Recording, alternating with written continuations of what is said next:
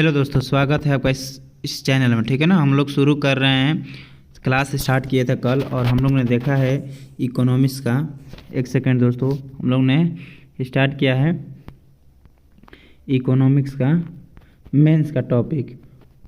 UPSC का economics का mains का टॉपिक हम लोग ने शुरू किया है।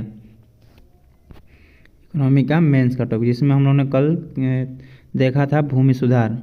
कृषि संबंध देख रहे हैं तो भूमि सुधार हम लोग कल देखा था।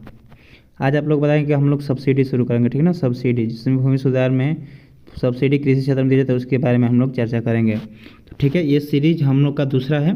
पहला वीडियो में हम लोग सिलेबस प्लस में एक टॉपिक लैंड रिफॉर्म किया था। आप लोग उस वीडियो को देखिए और समझ लीजिए, उसके बाद इस वीडियो में आइए। तो ये पार्ट 2 है। ठीक है, इसमें हम लोग देख रहे हैं सब्सिडी। तो एक मिनट देखिए, आइए देखिए सब्सिडी क्या है। सबसे पहले सब्सिडी, ठीक ना। सब्सिडी के सामान्य अर्थ सरकार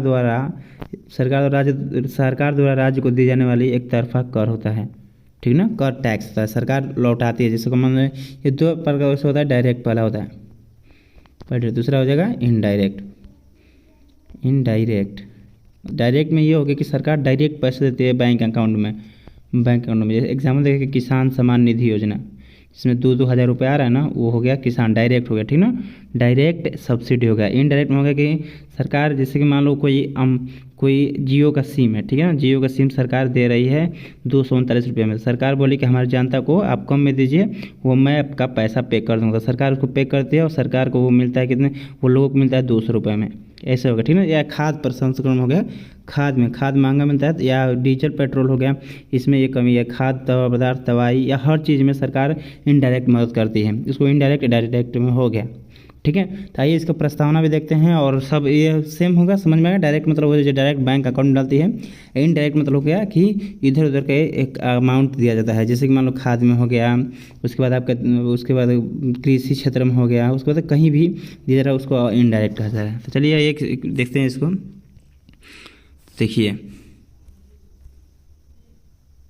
प्रत्यक्ष और अप्रत्यक्ष सब्सिडी। ठीक है, प्रत्यक्ष डायरेक्ट और इनडायरेक्ट सब्सिडी। अब प्रस्तावना देखते हैं। ठीक है ना, सब्सिडी राज्य द्वारा दिए जाने वाला एक तरफा, बोले ना, एक तरफा आर्थिक लाभ होता है या कर होता है। ठीक है ना, इसे एक प्रकार का निगेटिव टैक्स, नकारात्मक कर भी कहते हैं। ठीक है, एक मिनट देखिए। यह आर्थिक लाभ अलग अलग प्रकार से दिया जाता है लोगों को बैंक खातों में कैश ट्रांसफर। ठीक है, यदि किसी जैसे उर्वरक कम कीमत पर उपलब्ध कराना आदि, ये होता है किसी उर्वरक कम कीमत आदि करना। इनडायरेक्ट हो गया, बोले था इनडायरेक्ट ही हो गया, इनडायरेक्ट। ओके, यदि बैंक खातों में कैश ट्रांसफर किया जाए तो उसे प्रत्यक्ष प्रकार कहा जाता है। ठीक है ना, मैंने इनडायरेक्ट हो गया ना, क्या वही जो बोले हैं वही है। और यदि वस्तु कम कीमत पर उपलब्ध करे तो उसको अप्रत्यक्ष कहता है, इसको इनडायरेक्ट कहा जाता है। ठीक ना, डायरेक्ट और इनडायरेक्ट समझ में। वर्तमान में कृषि क्षेत्र के प्रत्यक्ष और अप्रत्यक्ष सब्सिडियाँ कई कारणों से चर्चा में के विषय में बनी हुई है। ठीक है, तो आइए देखते हैं। ये हो गया। ठीक ना, WTO कृषि सब्सिडी का ये वर्गीकरण किया है। पर WTO का आप लोगों को फुल फॉर्म बता दें क्या होता है। World Trade Organization, World Trade Organization होता है। ठीक है ना, WTO वर्ल्ड ट्रेड ऑर्गेनाइजेशन, विश्व व्यापार संगठन। ठीक है ना, ये दो प्रकार से ये वर्गीकरण किया है। पहला है विशिष्ट उत्पाद, प्रोडक्ट स्पेसिफिक, मतलब उत्पाद पर दिया जाना। ठीक है ना, किसी विशेष कृषि फसल के उत्पादन में को बढ़ावा देती है, जैसे कि MSP। ठीक है ना, MSP यानी मिनिमम सपोर्ट प्राइस। ये आप लोग को टॉपिक में है, आगे हम इसको पढ़ाएंगे। दूसरा हो गया नॉन प्रोडक्ट स्पेसिफिक। ठीक है ना, मानी गैर विशिष्ट उत्पाद, किसी विशेष फसल उत्पादन को बढ़ावा देना नहीं होती, जिसमें उर्वरक दिया जाता है, बिजली, सिंचाई और आदि। अच्छा, इस प्रकार इसको हम लोग aggregate measure of surface agriculture कहा जाता है। ठीक है ना, ये हो गया। तो इसलिए इसके आगे देखते हैं हम लोग। ये हो गया संदुकीकरण। WTO ने संदुकीकरण के माध्यम से, संदुकीकरण एक व्यवस्था है और कुछ नहीं है। ठीक है, संदुकीकरण के माध्यम से सब्सिडी देने का प्रयास किया, जिसमें आप लोग को मिल जाए ग्रीन। ठीक है ना, ग्रीन, वाइट, ब्लू, ठीक ना, कई प्रकार होता है, इसमें सब समझ इजी है, बस कुछ टॉपिक नहीं है, ठीक ना। जिसमें से अब ये हो गया ट्रेड डिस्पर्सन, इसमें व्यापार विकृति के संबंध देखा जाएगा, ठीक ना, कि किसका घरेलू कृषिगत को बढ़ावा देता है कि नहीं देता है। घरेलू कृषि को बढ़ावा देता है तो जो घरेलू कृषि को बढ़ावा देता है घरेलू कृषिगत को, तो उसमें 10% WTO ने रखा कि 10% से अधिक नहीं दिया कृषि में, जैसे कृषि में आपको देना है 10% से अधिक आप नहीं दे सकते हैं, WTO ने रखा है। इसमें ये हो गया आपका आपको शायद ब्लू हो गया होगा, हाँ ब्लू आगे आपको मिलेगा, ठीक है, ग्रीन हो गया। तो सबसे पहले समझते हैं WTO द्वारा संतुलीकरण के माध्यम से कृषि सब्सिडी का एक अन्य वर्गीकरण भी किया है। इस वर्गीकरण का मुख्य आधार यह होता है कि कोई भी कृषि सब्सिडी घरेलू कृषि उत्पादन को बढ़ावा देती है या नहीं। इस प्रकार ट्रेड डिस्टोनेटरी व्यापार विकृति करने वाली है या नहीं। उपयुक्त संदर्भों में WTO अलग अलग प्रकार के संदूकों का निर्माण करता है, ठीक है। चलिए देखते हैं, ये हो गया ग्रीन बॉक्स सब्सिडी, ये 2016 में पूछा गया है PT में, ठीक है, इससे PT भी ज़्यादा ध्यान रखिएगा। इसमें देखो, इसमें नहीं होता है, इसमें ग्रेन डिस्टोनरी को बढ़ावा नहीं देता है, ट्रेड डिस्टोनरी को बढ़ावा नहीं देता, ठीक है। इसमें कृषि क्षेत्र से जुड़े हुए सरकारी खर्च सब्सिडियाँ सम्मिलित की जाती है जो घरेलू कृषिगत उत्पादन को बढ़ावा नहीं देती है, और इस प्रकार ये ट्रेड डिस्टोनरी नहीं होते हैं, ठीक ना, ट्रेड डिस्टोरेटनरी नहीं होते हैं। जैसे बीमारियों और कीटाणुओं को रोकथाम पर खर्च किया जाता है इसमें, ठीक ना, तो ये घरेलू कृषि को बढ़ावा नहीं देते हैं, तो ये क्या होगा ग्रीन, ये घरेलू कृषि को बढ़ावा नहीं देते हैं, ठीक ना। जैसे बीमारू आदि पर, बीमारी कीटाणु के खर्चा आदि पर ये करते हैं, ठीक ना, बीमारी को रोकथाम कीटाणुओं के खर्चा आदि पर यह R&D पर खर्चा करते हैं। इस प्रकार की सब्सिडी को कितनी भी मात्रा में दिया जा सकता है, इसमें कोई रोकथाम नहीं है। WTO ने इस पर कोई प्रतिबंध नहीं लगाया, ठीक है ना, सिर्फ कृषि में लगाया है, ठीक है। आगे इसको देखते हैं, देखिए ये हो गया अंबर, इसी में ट्रेड डिस्टोनरी होता है, मिल जाएगा, एक सेकेंड, हाँ देखिए ये दूसरा हो गया अंबर, ठीक ना। अंबर में क्या होगा ये देख लेते हैं, ये इसमें वे सरकारी खर्च सब्सिडियाँ सम्मिलित की जाती है जो घरेलू कृषि उत्पादन को बढ़ावा देती है। इस प्रकार ट्रेड डिस्टोनरी जैसे AMS आदि, ठीक है ना। WTO इनकी उच्चतम सीमा 10% बोले ना, 10% इसकी उच्चतम सीमा कृषि में की गई है। हालांकि यह पीस कॉज या ड्यू रेस्टोरेंट की व्यवस्था के अंतर्गत स्थायी रूप से नहीं कर रही, ठीक है ना। अब है वाइट, ये वाइट अंबर को बढ़ावा देती है, अंबर को सब्सिडियों को अनुमानित प्राप्त भाग को वाइट कहा जाता है, ठीक है ना, सेम वही है, बस और कुछ नहीं है। तो आगे देखते हैं, अब रेड बॉक्स सब्सिडी हो गया, ठीक है ना, अनुमानित प्राप्त स्तर के अधिक दी जाने वाली अंबर बॉक्स सब्सिडी को कहते हैं, ठीक है ना। जो अनुमानित है 10% इससे अधिक दी जाने वाले को हम लोग क्या कहते हैं, रेड बॉक्स, ठीक है। संबंधित राष्ट्रों को इस संदर्भ में कटौतियों को WTO के प्रति प्रतिबद्धताएं देनी होती है। अब ब्लू बॉक्स सब्सिडी उत्पादन को बढ़ावा तो देती है लेकिन कुछ उपायों द्वारा इस प्रभाव को समाप्त कर दिया जाता है, ठीक है ना, ब्लू में, जैसे कि सरकार द्वारा किसानों को प्रोडक्ट्स लिमिटिंग कंट्रोल करना आदि, ठीक है ना। इसमें सरकार कंट्रोल करती है, रोक देती है ब्लू में, ठीक है ना, ब्लू में रोक देती है। जैसे कि मान लीजिए कि नॉर्मल 100, ठीक है ना, उसके बाद है विथ सब्सिडी के साथ 200, ठीक है ना, उसके बाद 100 गुणे प्रोडक्ट बराबर कैश ट्रांसफ़र इसको किया जाता है, ठीक है ना, ये हो गया, कैश ट्रांसफ़र भी किया जाता है लोगों को। जैसे कि मान लो नॉर्मल 100 रुपये है, ठीक है ना, विथ सब्सिडी 200 रुपये हो रहा है, लेकिन 100 रुपये में सरकार बेचा रही है और बोलती है कि हम उसको कैश ट्रांसफ़र कर देंगे 100 रुपये, समझ में, ये हो गया ब्लू। अभी इतना समझ में आ गया, तो अब देखते हैं नेक्स्ट आगे। अब हो गया सब्सिडी, ठीक है, एक सेकेंड, देखिए जो सब पहला हो गया सब्सिडी नीचे हो गया घरेलू उत्पादन, ठीक है, उसके बाद अंतर्राष्ट्रीय व्यापार, उसके बाद ट्रेड डिस्टोनरी होता है। तो ग्रीन होगा, ग्रीन, ठीक है ना, ग्रीन हमने क्या देखा कि घरेलू कृषि को बढ़ावा नहीं देता है, ये घरेलू कृषि को बढ़ाता है, इसमें 10% की अनुमानित WTO ने रखा है। वाइट इसी का रूप है, ठीक है ना। रेड जो है इससे अधिक और बढ़ती है तो ये रेड में आ जाता है, ठीक है ना, जो सम्मानित है, जो सम्मानित किया गया है उससे अधिक बढ़ती है तो रेड में आ गया। अब ब्लू है जो अलग प्रकार की सब्सिडी दिया जाता है, समझ में आया, ये हो गया। अब देखिए ये विवादास्पद, देखिए सब्सिडी हमेशा विवाद में रहता है, ठीक है ना। विवादास्पद कारण क्या है ये हम देखते हैं, ये कई सारे नकारात्मक कारणों को रख देती है। जैसे WTO ने कहा है, विश्व बैंक ने ये भी हालांकि कहा है कि ये अधिकतर जल का उपयोग करता है, दांत खराब करता है, ठीक ना। भारत में सबसे अधिक जल का उपयोग हो रहा है और वेस्टेज हो रहा है, इसी से हो रहा है क्योंकि अधिक पैसा मिल जा रहा है। चलिए देखते हैं क्या कर रहा है। भारत में राजकोषीय घाटे का स्तर का है उच्च है, अन्य बातों का इसका एक कारण सब्सिडिया का है, ठीक ना, जिसमें सबसे अधिक सब्सिडी दिया जा रहा है। राजकोषीय जो घाटे है सबसे अधिक है किसके कारण, सब्सिडी के कारण।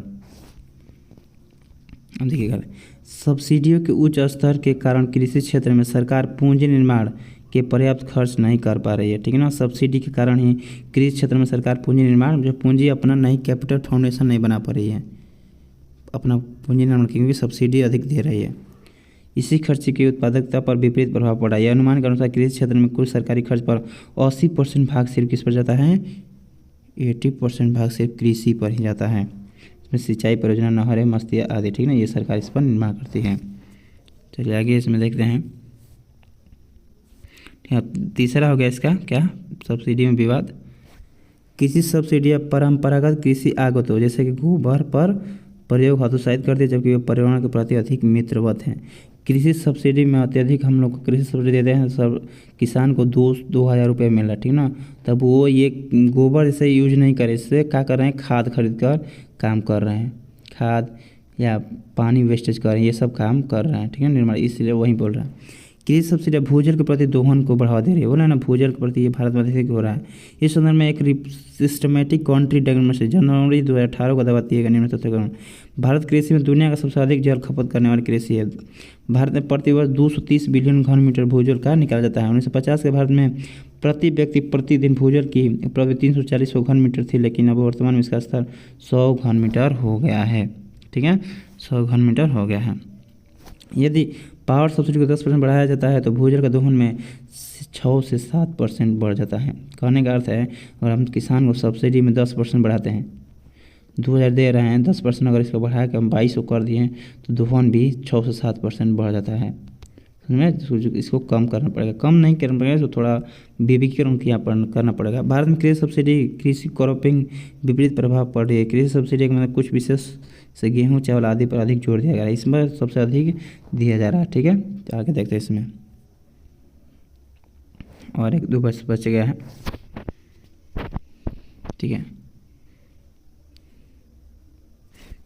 भारत में असंतुलित उर्वरक सब्सिडी के कारण उर्वरक प्रयोग से जुड़ा एनपीके का अनुपात अपने संदर्भ में 4:1 से बुरी हो गई है, ठीक है। पंजाब में अनुपात अधिक इतना है। इस प्रकार भारत में कृषि सब्सिडियाँ के कारण से विवाद में बनी हुई है। वो अंतर्राष्ट्रीय स्तर पर WTO के प्रावधानों के संदर्भ में कृषि सब्सिडियाँ विवादास्पद बनी हुई है। किसमें, WTO के संदर्भ में सबसे अधिक विवाद में बने हुए हैं, ठीक है ना। विवाद में 4-5 पॉइंट बस लिख दीजिएगा, हो जाएगा कि 4-5 पॉइंट में 2 पॉइंट हम बनाते हैं। भूमि जल का अत्यधिक दोहन कर रही है, वो पहला हो गया। इसी का हो गया, खाद को बढ़ावा दिया जा रहा है जिससे कीटनाशक बढ़ रहा है। गोबर को खत्म किया जा रहा है जिससे मित्रवत में कमी हो रही है। 2-3 पॉइंट ऐसे हो गया, ठीक है। आगे देखते हैं इसमें। अब आवश्यक इसकी प्रासंगिकता या महत्व, अब कहेगा कृषि सब्सिडी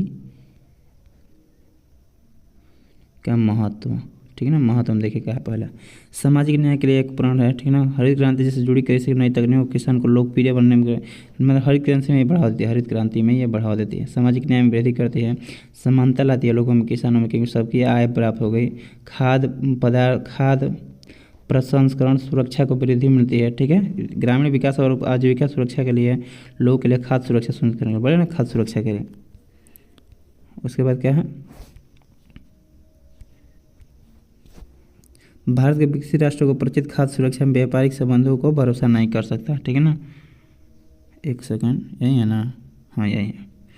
इस प्रकार कृषि सब्सिडी का औचित्य परीक्षण किया जा रहा है, ठीक है ना। अब इसमें अब भविष्य में इसका क्या कीजिए, मतलब अब क्वेश्चन आएगा, भविष्य में इसको समाप्त किया जाए या रखना चाहिए, ठीक है। तो इसको हम क्या देख सकते हैं, यदि भारत में कृषि सब्सिडी समाप्त नहीं किया जा सकता, यद्यपि उसका विवेकीकरण किया जा सकता है। इस संदर्भ में निम्न बिंदु पर विचार कर सकते हैं। पहला, कृषि सब्सिडी को समयबद्ध तरीके से ढंग से लागू किया जाएगा, सनसेट क्लासेस से लागू किया जा सकता है, इसके राशनिंग किया जा सकता है, ठीक है ना, इसको राशनिंग कर सकते हैं।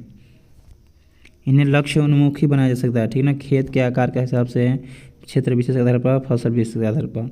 उर्वरक सब्सिडियाँ को संतुलित प्रकार से दी जानी चाहिए, ठीक है। जैसे कि मान लो उर्वरक हो गया, उर्वरक जो खाद छिटाई हो रहा है उसको संतुलित तरफ से दिया जाना चाहिए, कि कमी भी महंगा के हिसाब से भी दिया जाना चाहिए ताकि कम छिटाव उसका हो सके, ठीक है ना, हम लोग बच सके। राजनीति से प्रेरित नहीं हो, ठीक है ना। पर्यावरण प्रभाव को जागरूक बनाना जाना चाहिए, इससे पर्यावरण प्रभाव भी हो रहा है। तो आज यह हमारा टॉपिक था क्या, सब्सिडी। सब्सिडी कितने प्रकार में पढ़े, 2 प्रकार का हो गया। पहला डायरेक्ट हो गया, दूसरा का इनडायरेक्ट, ठीक है। इनडायरेक्ट इसमें हम लोग पढ़ेंगे WTO वर्ल्ड ट्रेड ऑर्गेनाइजेशन ने इसकी संदूकीकरण के माध्यम से विभाजन किया है। कैसे दिया जाएगा? संदूकीकरण में हो गया ग्रीन, ठीक ना, ग्रीन हो गया, उसके बाद हो गया वाइट, ब्लू, एक हो अम्बर। ग्रीन में हो, इसमें कृषि को बढ़ावा नहीं दिया जाता है, ग्रीन रेस्टोरेंट नहीं होता है, इसमें कृषि अंबर में बढ़ावा दिया जाता है जिसमें 10% है, ठीक है ना। ऐसे करके हम आज टॉपिक इसको क्लियर किए। हम कल की वीडियो में, ठीक है ना, इसमें कल की वीडियो में क्या क्या किए थे? कल लैंड रिफॉर्म, भूमि सुधार और सब्सिडी दोनों का क्वेश्चन लेने आएंगे, ठीक है ना। क्वेश्चन जो UPSC ने विगत वर्ष में पूछा है उसका क्वेश्चन लेते आएंगे। तो आज की वीडियो कैसा लगा कमेंट में बताएं, और समझ में आ रहा है तो बढ़िया है, नहीं आ रहा तो 2-3 बार इसको पढ़िए, ज़रूर समझ में आएगा। तो हम इस वीडियो को यहीं पर रोकते हैं। तो आज के लिए धन्यवाद, धन्यवाद दोस्तों।